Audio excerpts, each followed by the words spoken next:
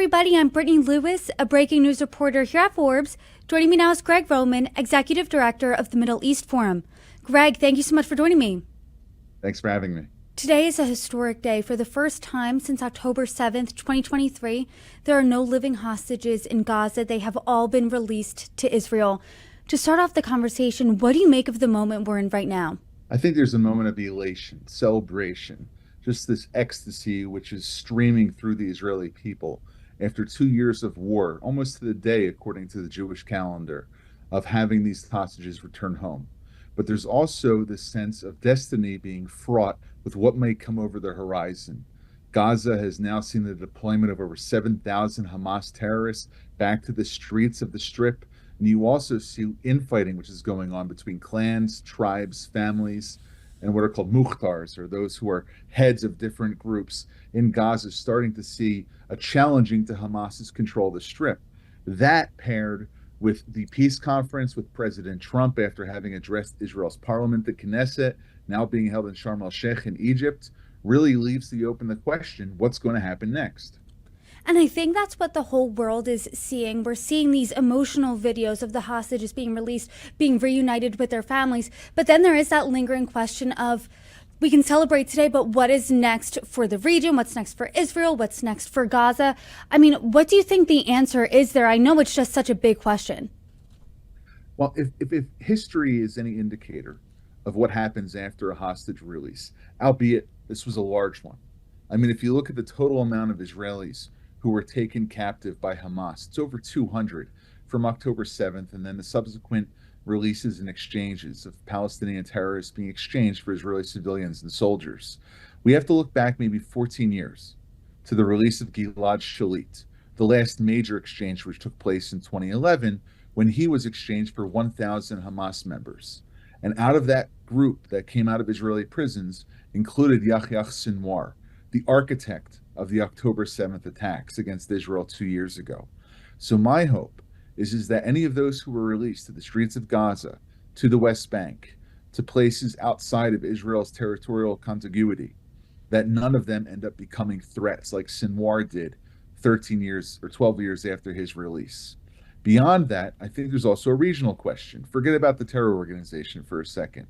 What kind of polity takes place in Gaza? What is there in terms of the ability for international force to come in and potentially disarm the terror organization? I think we're actually looking at three scenarios, which are very plausible based on history. The first is Gaza will just go back to the status quo ante. You'll find that Hamas will regain control. They'll be able to have a certain amount of flexibility with allowing humanitarian aid in, but the Strip won't really rebuild because there'll be a hesitance on Israel's part to allow building materials to go in that historically were used for tunnels rather than for civilian projects.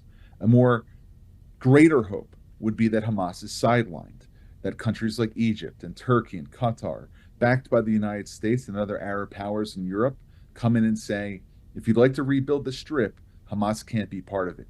And I think that that is something that might be unfathomable right now, just because what we've seen, what Hamas has done in the past 12 hours, carrying out public executions on the street, really trying to find people they identify being collaborators with Israel, which is just someone who may have tweeted out the wrong thing at the wrong time. But maybe the middle ground there, and this is probably the most realistic scenario, is that there will be a fight for the future of the Gaza Strip that may draw Israel back in, but it won't be encumbered by the presence of Israeli hostages there. And I think if that's the case, you could look for a potential peaceful relationship between the people of Gaza and the people of Israel, but one that is not with Hamas's presence, adding to a violent equation like we've seen for the last 2 years. I think that is a big question of what happens to Hamas now. And in January, we saw a ceasefire deal brokered, a temporary one. That ultimately collapsed. Both sides pointed to the other side saying, you violated the truce. I'm curious, do you think it's different this time? Do you think, because President Trump hopes that there's peace, he said he hoped there was everlasting peace. I know in the different scenarios you laid out, peace is likelier in other scenarios than others. I mean, do you think there is the potential for everlasting peace, or do you think that this could not move past phase one? Well, I think when we talk about Gaza, that's probably the area which has the highest likelihood of there being some forward momentum. especially because you have all these Arab, Muslim majority, and other regional powers on board with President Trump's vision. Will they actually extend the pressure to make sure Hamas disarms and agrees to what's called phase two of the Gaza ceasefire deal? President Trump's 20 points? Perhaps. But there are other fronts that we have to be able to look at to understand what a regional peace would look like. What happens in the West Bank? What happens with the 400,000 Palestinians in southern Lebanon? What happens with Syria? And overarching all of this is the shadow of Iran and the potential for them to get involved again, just like they did during the 12-day war back in June, not connected to the Palestinian issue, but really sort of being the harbinger of the horrors which may come if they decide to reactivate their forces again.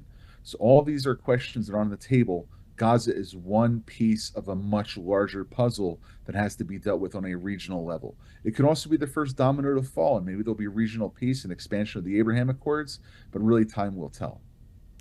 President Trump has gotten credit for this. The Jerusalem Post's front page said, "God bless the peacemaker." There's a photo of President Trump on it. President Trump is on the cover of Time magazine. It says his triumph on there.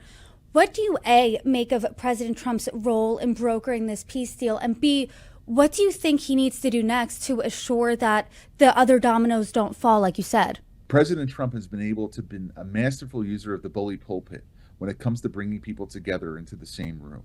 But there's also making sure that there's follow-up when people are held accountable for signing an agreement and the dotted line in which they're expected to execute on. If the president is able to make sure that Erdogan in Turkey does not allow Istanbul to be used as a forward operating base for Hamas terror, or the Qataris are not able to provide a respite for Hamas's leadership in Doha, and even coming from the south, where President al-Sisi of Egypt can make sure that the flow of goods and services into Gaza does not contain bullets, rockets, and bombs, then we find ourselves in a situation where Hamas is surrounded on three sides by those who used to be their friends, but are now being expected to hold them to account. If President Trump can keep all of that in order, I think there is hope for Gaza.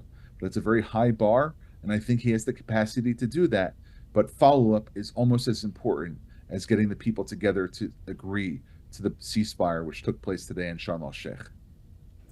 That's a high bar, like you said, for President Trump. But like I said, he's gotten the credit for brokering this peace deal.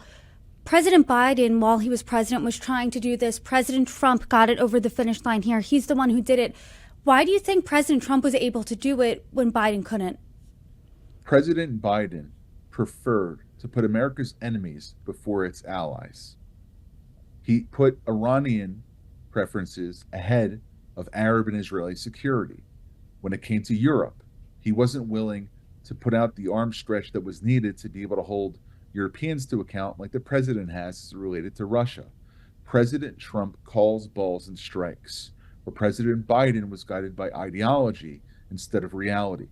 And this was the same for President Obama. If you look at this as sort of a masterclass in negotiations, they put the way that they wanted the world to look and not the way that the world is at the center point of their foreign policy. President Trump realizes exactly what people are looking for, and I think that he's able to bring his ideation, his negotiation, his ability of taking a situation, understanding all the actors, finding what the least common denominator is, and then bringing everyone together around the same table. And because he was able to do that, that's the first part of the deal. But then actually executing it is something that I think we still have to see, and that Hamas still has to prove. President Trump has done his part. Now it's everyone else's turn to get in line and to make sure that they follow up on what they agreed to in Sharm el-Sheikh today. Like you've been saying in this entire conversation, there's certainly a lot that remains to be seen. I think you've had 15 to 20 or so questions that you think still remain unanswered. We see phase one with the hostages being released. Now, when you're looking at phase two and the rest of President Trump's 20-point peace plan, what specifically are you looking out for next? So we have one point of the 20 points which has been agreed to, which is the exchange of hostages for Palestinian terrorists. But moving forward, there's an additional 19 that we have to focus on. And I actually wrote a piece in the Middle East Forum Observer today called "The Ghost of Gaza," which really goes into this, into the minutia. And I won't belabor your audience with the very, very fine details, but I'll give you a few examples. Look at Palestinian medical systems inside of Gaza. There was 14 hospitals operating in the Gaza Strip prior to the war. Now most of them are inoperable. One of the reasons why they ended up becoming centers of conflict was because Hamas used them as operating bases and military headquarters. When they had cancer patients trying to get an MRI, there was a tunnel beneath which was holding Israeli hostages in the basement cellar of the hospital. So the humanitarian systems, the medical systems, the school systems in Gaza have to be excised of Hamas, and they have to be replaced with moderate Palestinians or moderate international observers that will be able to create just a simple operating civil society that does not have the influence of the terror organization. More than that, you have to have checks and balances for the import of concrete, of wastewater treatment systems, of foods and goods and other things which are needed just for everyday life. To be able to do that, you have to have partners on the ground that you can cooperate with, and you have to have an international monitoring mechanism that has teeth, not something where you just have a clerk with a clipboard sort of signing off, making sure that things go in, but someone who can actually say, look, this is a violation, you can't do this. And we have the means to be able to enforce the agreement that Hamas put forward, or that Hamas agreed to. I think the last thing that you need is you have to have the willpower of the Palestinian people to adopt a national identity which is about being Palestinian, which is about being Gazan, and is not about being anti Israel and anti Semitic. They have to be proud to be who they are where they live and not to have some false pipe dream of being able to live in Tel Aviv or take over the lands of the southern Israel Negev desert. They have to focus on developing themselves in the place where they live and to make Gaza a great place to live after all the horror which has taken place there for the past 2 years. If they can do that, rebuild humanitarian systems, get good governance going on a local level, I really think there's a hope for implementation of phase two.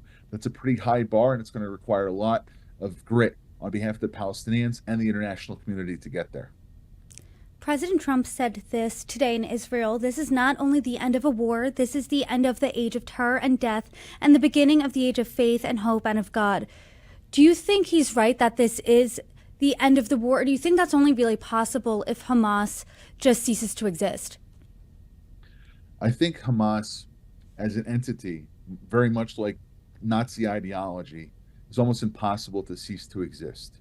But the command and control systems of the organization, the leadership, the rank and file who are under arms, those entities which you can actually ascribe, that you can see them, you can feel them, you can actually, in one way or another, identify who they are. If they can be removed, disarmed, perhaps given amnesty in a third-party Arab country, then it's possible to get there. But in order to get to the age of the end of terror and the dawning of an age of God and peace and tranquility, it requires people to fulfill their commitments and not to go back on their word. If they do, then unfortunately Trump's vision won't be able to be upheld. Not because of any lack of effort of the United States or the White House. They are completely on board with this, as is the Secretary of State, Secretary of War, and the National Security Council. It will be because those individuals who agreed to phase two withhold on their commitments that this may fail, not because of any effort by the Israelis or the Americans. You see all these videos coming out of Israel today, Israelis crying happy tears, being reunited with the hostages. They've been calling for over 2 years now to bring them home, them being the hostages. All the living hostages are now finally home. My last question to you is, what do you think is next for Israel now? Well, in the short term, next 24, 48 hours, Hamas has already reneged on Part B of Phase 1, which was agreeing to release 20 hostages who were alive, but also the bodies of 28 hostages who unfortunately fell in Gaza between October 7th and today. Only 2 of those bodies have been returned. And this is what I think is perhaps emblematic of Hamas's lack of actually fulfilling their word. So Israel has to get those bodies back. It is very important for the families not to have closure insofar as it relates to the return of their loved ones, but to make sure that they're able to end this horrible chapter and move forward while still having the memories of those that they lost. In terms of Israel looking forward for the next week, month, quarter, year, 5-year period, they will hold Hamas to account to the commitments that Hamas made as it relates to the remaining 19 points of the plan.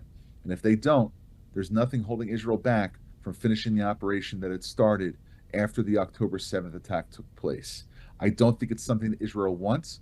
They hope that, as Prime Minister Netanyahu said in his speech today, preceding President Trump, to be able to make peace with those who are willing to make peace, but they will also make war with those who threaten the security of the Jewish state. Well, there's certainly a lot to look out for, especially we are in this historic, unprecedented moment now, and I know that we will be seeing many developments in the future. And as we see what happens next, Gregg, I hope you can come back on and join me. Thank you so much for the time today. You're welcome back anytime. Thanks for the opportunity.